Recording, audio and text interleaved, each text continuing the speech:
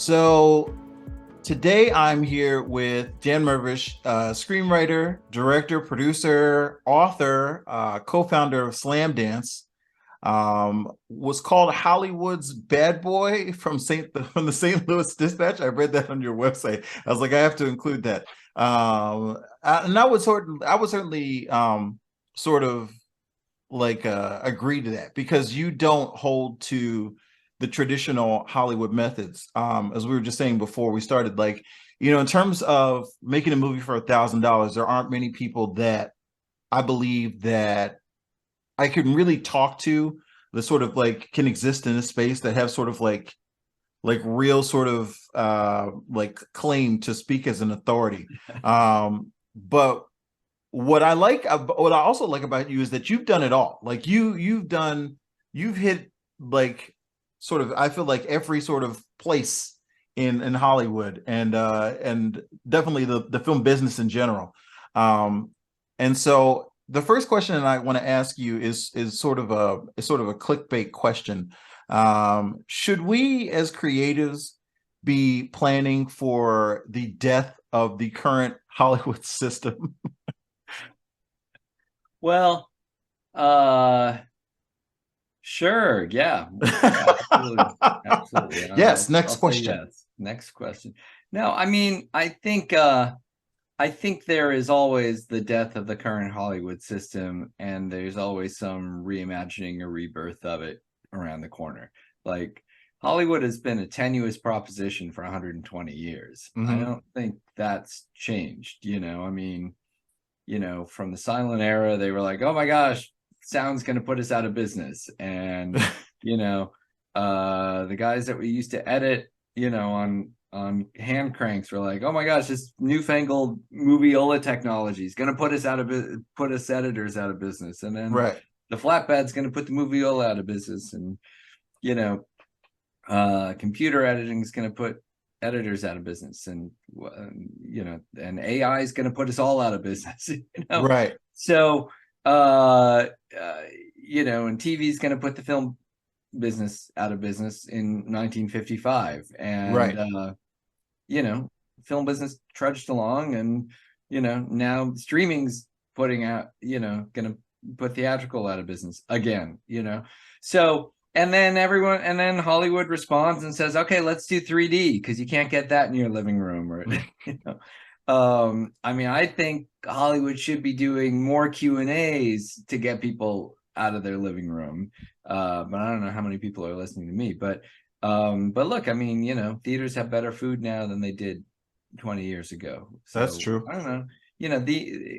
There was always ways that that Hollywood or the industry responds, and then whenever there are these upheavals, which is, like I said, pretty much continuously, that allows newfangled folks like us, indie filmmakers, to kind of slip through those cracks and find those loopholes, or find those chasms between the tectonic plates that are moving around, and we come in and we're like, hello.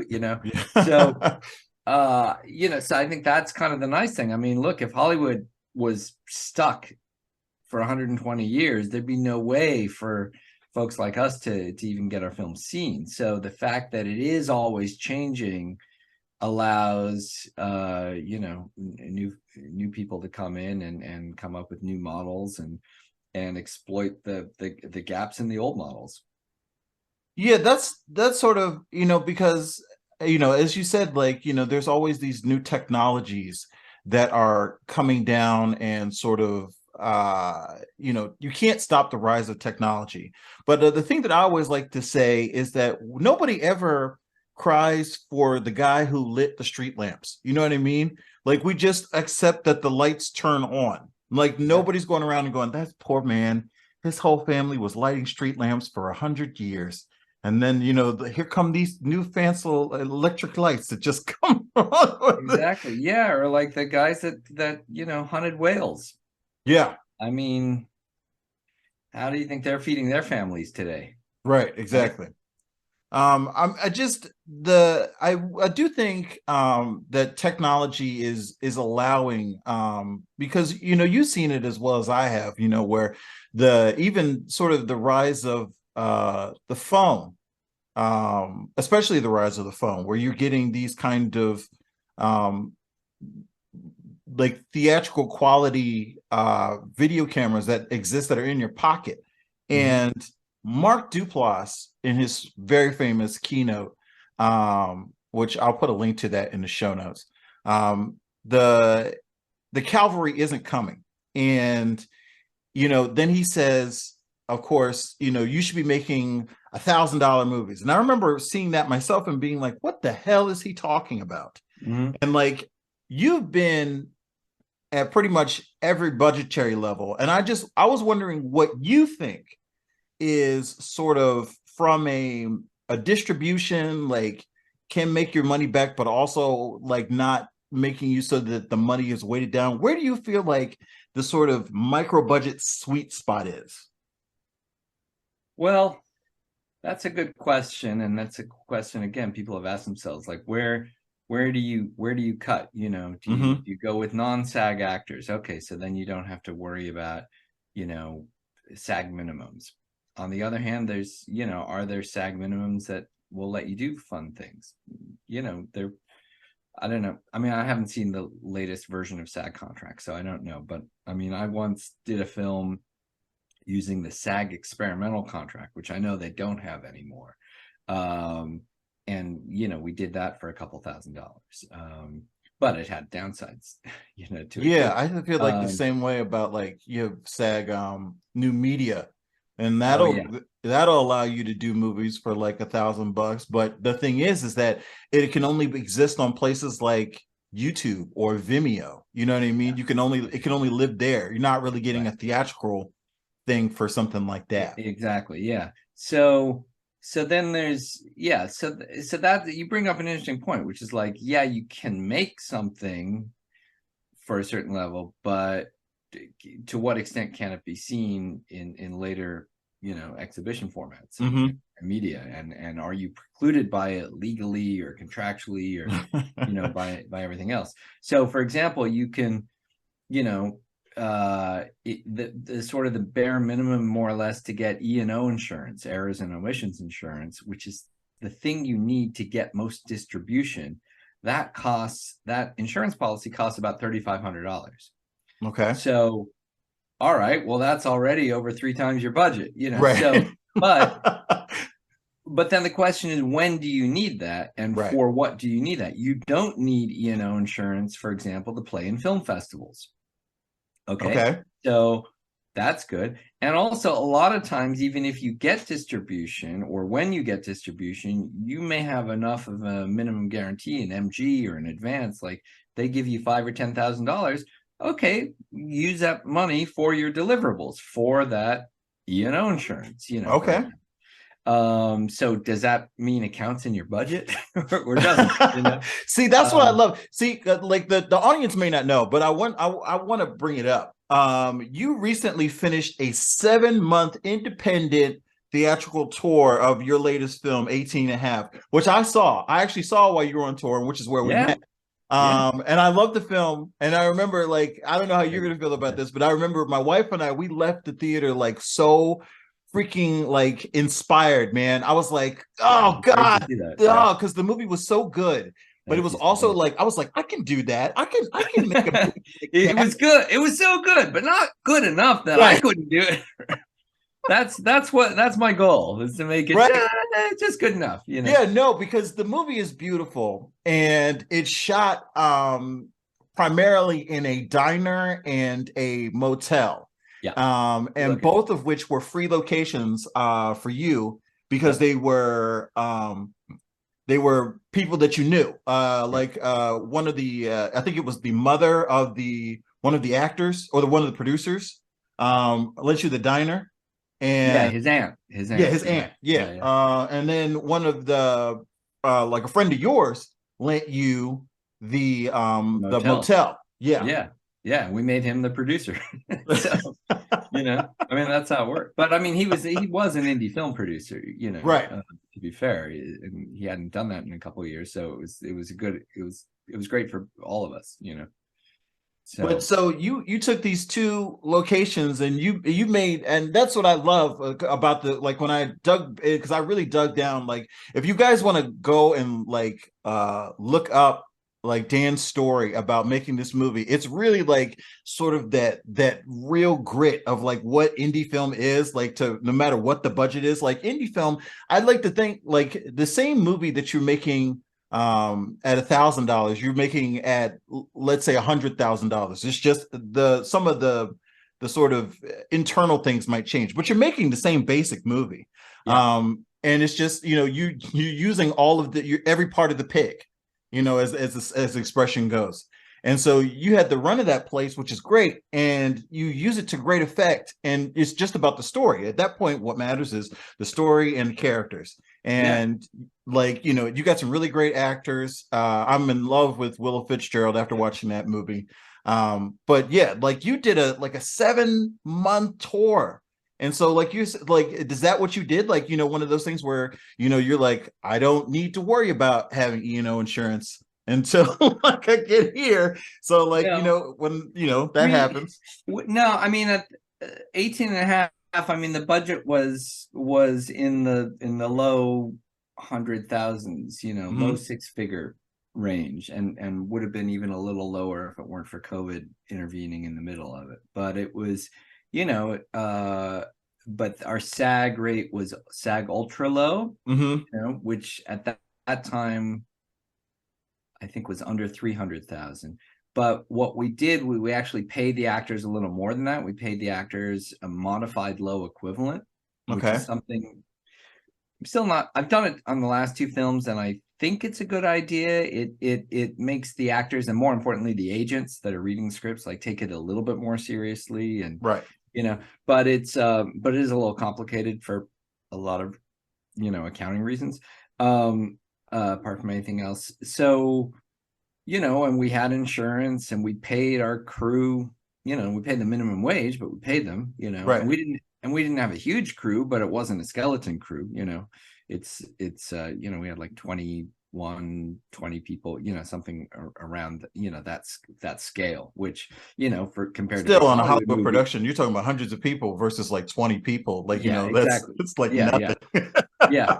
But it's, but I also know it's a lot more than a micro budget, $10,000 movie, right. Where it's you and your wife or just you, so it's sort of in that scale, we had equipment, but a lot of it was free equipment, or some of it was, the camera was free, but the lights we had to pay for, and and then we had to feed everyone, right. I mean, there's certain always hard feed everybody. that, yeah, exactly. Got to feed people, but we also had product placement from Omaha Steaks and from a coffee company, Conscious Coffee in Boulder, Colorado. So, there are ways to defray those things too. There's ways to defray pretty much everything. Production insurance is something that is super important, which, unlike E&O insurance, which you can kind of put off to the end, and if you get distribution, then you worry about it. But production insurance, you need some sort of insurance, so that when sandbag falls on someone's head, you're a little bit protected. Right. But if you're shooting in your house with just you, then maybe it's your homeowner's insurance covers that.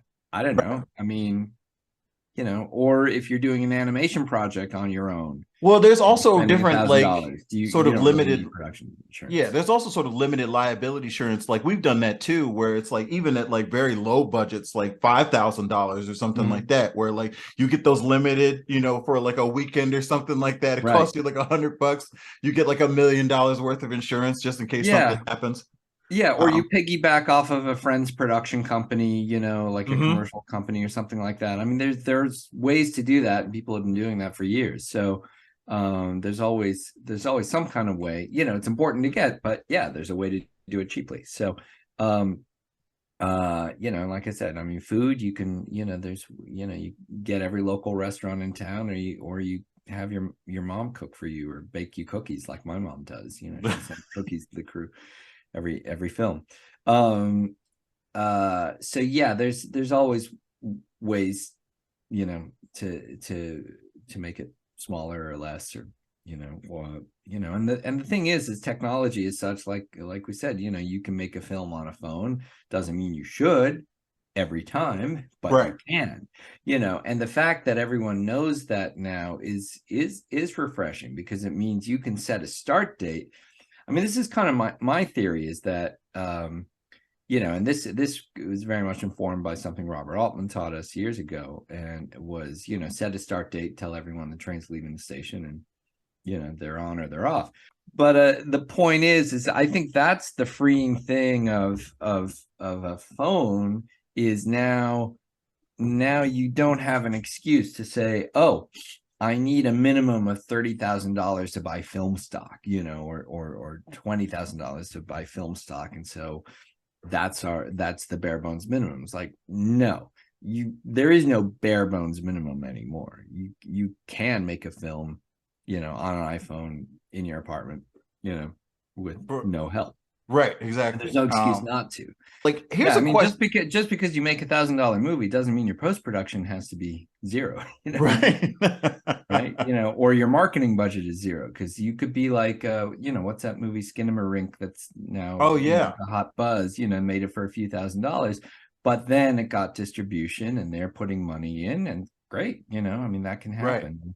Or Sean Baker, shoots Tangerine for $50,000 and barely gets it in the can, and then goes to the Duplass brothers and they put in some other money, and right. And it takes off. So, but he wasn't gonna he wasn't gonna wait for $100,000. He was gonna make that movie at 50 or whatever it was he had. I don't remember exactly what the numbers are, but Sean's an old friend of mine, and he's got the same ethos I have. Like, all right, if we have enough money to shoot 35, we'll shoot 35. We don't have enough, we'll shoot it on an iPhone, and right, anything in between, but we'll get the movie made. Whatever gets the movie in the can, like, so you're one of the co-founders of Slamdance, and so, like, I wonder what you say to people about sort of the role of film festivals in a market that seems where, like, cynics like me are like, everybody's trying to get your money. You know what I mean? Like, what is the role of the film festival to the $1,000 filmmaker? What do you feel like that the film festival's role? Well, I think the challenge is that a lot of people for years and years and years have thought that film festivals are a means to an end. Like, right. You get into the biggest film festival, you sell your film to Harvey Weinstein, or oops, he's in jail, sorry, right. Or whoever it is. But and they or some Hollywood or Fox Searchlight or something, and they will then elevate you, and then your film will get seen by more and more people. What I think they forget is that, hang on a second, the festival is actually a better way for people to see your movie, and for more people to see your movie, certainly on a big screen, than theatrical release. I mean, don't get me wrong, I love a theatrical release. All my films have had theatrical releases, but probably if I counted the numbers of people on any given film, more people saw my film on the big screen at festivals than did in theatrical releases, just because it's hard to get people to theaters. And that hasn't changed, by the way. That's not anything that new. It was always tough. If you were playing at Lemley's, for an LA run, or, I mean, even that screening in DC, it's not, we maybe only had 40 or 50 people there at most, right. If that, maybe it was 30 or something. And that was our premiere, right? Our DC premiere for a Watergate film, like, we should have had a lot more people, but we didn't. And that's okay, because it is, especially in a pandemic, it's hard to get people out. But even before that, it was always hard to get people out. But the great thing about film festivals, getting back to that, is that a lot of festivals, not every festival, but a lot of festivals, they have their own network of audiences that just come to everything. You know, Mhm. I mean, I was just in Phoenix and was talking to this guy, Chris Lamont, who's a professor there, but he was a co-founder of the Phoenix Film Festival, which is a great festival. And I've been to a few times. And that's a great festival where, as a filmmaker, you don't have to pass out flyers or wear a sandwich board or anything. Like, you're going to have a packed house pretty much no matter what. Like, that is a baked in audience. You're going to have 150 people or 100 people at each screening. And you know, as a filmmaker, like, what more do you want? You know, like, Right. that is the point. You do a comedy, you want to hear people laugh. You do a horror film, you want to hear them shriek. You do a drama, and then they laugh. Well, you tell people it was a comedy. You know, whatever it is. You know, that's a big part of why we make films. Not the only reason, but it's a big part of it. So anyway, the point is that whether you're playing at, you know, A-list Cannes, Toronto, Sundance, or the B pluses, or the C's or the C minuses, whatever, that festival run, you're going to get a lot of people to see your film. So people need to think of it, that is your distribution in a lot of ways, or it can be, you know. So there's also so a certain enjoy amount it. of press that like sort of Yeah, comes with that absolutely. too. Absolutely, yeah. Because, you know, press is going to cover something, especially, you know, especially local press, you know, Yeah. and then any piece of press is press, you know, like, you know, here's the If movie it's that, good, you use it, and if it's right. bad, you don't tell people about it. You know, whatever. I mean, Yeah. if it's superlatively bad, you could still like use it, be like, this is the movie that like All this you guy, need, yeah, all you yeah, need is one adjective and you're good, you know. right. So Um, but yeah, so that's where I would say, you know, and look, and festivals don't care what your budget is. A lot of festivals do care if you have stars in them. That's the dirty little secret about the festival world. I mean, Slamdance doesn't, but a lot of festivals do, and that's okay. I mean, they're trying to sell tickets to their screenings too, so I get it. But it took me a while to get it. But still, there's a lot of festivals that don't care about that, and you know, or their genre festivals of one genre or another, and that's what they, you know, that's their main interest, right. not who you have in the film. So I'm just wondering, are we seeing like sort of a rise of more like in terms of when you say independent studio, where it doesn't mean something like A24, where it may just be people making films in their homes, and like something like $1,000 model or something sort of like comparable to that would be like a viable business model? Like, are we seeing a rise, like potentially a rise of that? Oh, I would never call it a business model. Oh, this is not a business. You know, let's be clear about that. Like, it's almost impossible to make money making this, but is it an art? Is it a viable art form? Mm-hmm. Yeah, that's a you know, that's a different, like, who is, I forget the name of the guy and I feel bad, but he's been on Twitter too. He did this film last year that was just, you know, kind of an animated thing he just did on his own on his computer, and you know, wound up playing it in festivals, getting, you know, sort of, you know, into art museums, you know, as an exhibit, you know, Mm-hmm. as a I don't know what they're called in museums, you know, installation piece, you know, Installation, things yeah. like that. And that's a perfectly, you know, if you think of it like, okay, what are we doing? We're making art, you know. I mean, we're not painting, but we're painting with light, you know. You wouldn't tell a painter like, oh, stop painting because you can't make money at it, you know. Right. No one's You know, buying your painting, so stop, you know, drawing and painting and things yeah, like that. exactly. Like, I think that's, all of us need to kind of think of it more in that paradigm, because also for raising money, it's, you know, if you tell an investor, oh, you're not going to make your money, but do you give money to your local art museum or your you know, community theater or your symphony or your opera? Yeah, well, same thing, you Right. know. You know, so having that kind of nonprofit artsy model in your head, I think helps wrap your head around it. Like, yeah, you can make $1,000 movie, doesn't mean you're gonna ever make money off of it. I mean, look, even the guys who made Napoleon Dynamite, they got completely screwed by 20th Century Fox and had to sue them, you know. I mean, that was it, and that was a huge success, right? They made, Yeah. the studio made $80 million and told the filmmakers, oh, sorry, we didn't make a dime. And you're like, what? Yeah. You know. So Yeah. if that's a successful model for independent film, imagine what the unsuccessful ones are. But look, I mean, on our film, we wound up probably the single biggest chunk of money of revenue for sure is going to come from airline sales, not from theatrical, not from VOD. Our theatrical, by the way, we netted $134. Wow. That's not the gross, that's the net. But you don't understand, that is a huge success. Anytime you're not losing money right on a theatrical, and by the way, that goes for the studios too. Most studios lose money on theatrical. So the fact that we actually made any money on theatrical is pretty shocking.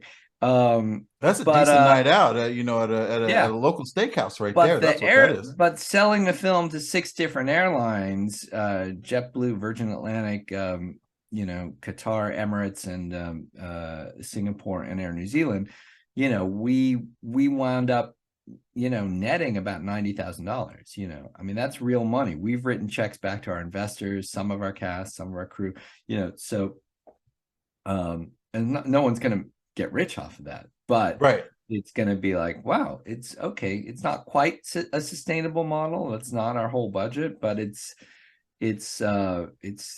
shockingly real money, compared to like, these VOD companies, where they're like, well, we may give you $10,000, we may give you $5,000, or chances, or we're going to charge you $5,000, or something like that. And you're like, wait, what?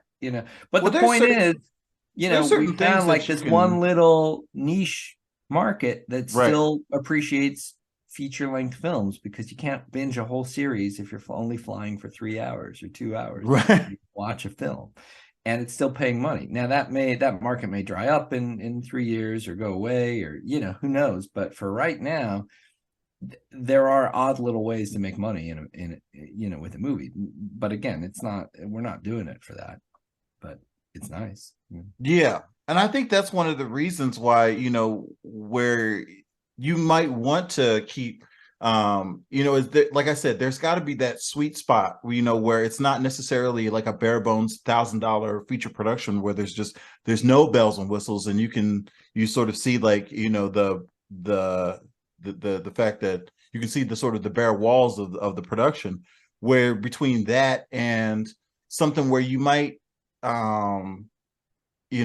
might be able to fake it enough so that you might be able to put wallpaper down and like, be able to do it. And then still, when you get to sort of things where, you're selling it to like these things where you're only going to make a certain amount of money, it ends up being a lot of money because you catch your budget at a place where it was, something that you could afford to lose, but something at the same time that will allow you to at least make another film. Well, Dan, I want to tell people to buy, they should definitely take a look at. I definitely own a copy myself. I got the audiobook, which is read by you. Thank you so much. Thanks. Yeah, the title of the book is The Cheerful Subversive's Guide to Independent Filmmaking. It's just come out with its 2nd edition, I believe. And like I said, it is read. Yeah. On this mic. I bought this mic just to do the audio book, and now I use it on podcasts. So and it's a great read because it's full with a lot of harsh truths and a lot of great information. It's certainly worth an Audible credit, folks. Like, go out there and listen to it, be inspired. Dan, thank you for coming on the show. As always, thank you, Rob.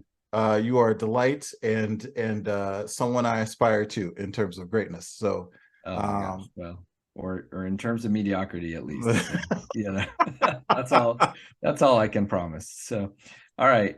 Thank you, Rob. Always a pleasure. And yeah, everyone go out there and make a film for $1,000 or not. or start with that premise. I mean, that's the other thing that I always do, by the way, in my business plans. So I always say, like, okay, here's the budget for, a rough budget for like $500,000. And here's a budget for, if we only have $100,000. Right. And here's the budget for, $1,000. And the point is, you can make a film at any of those levels.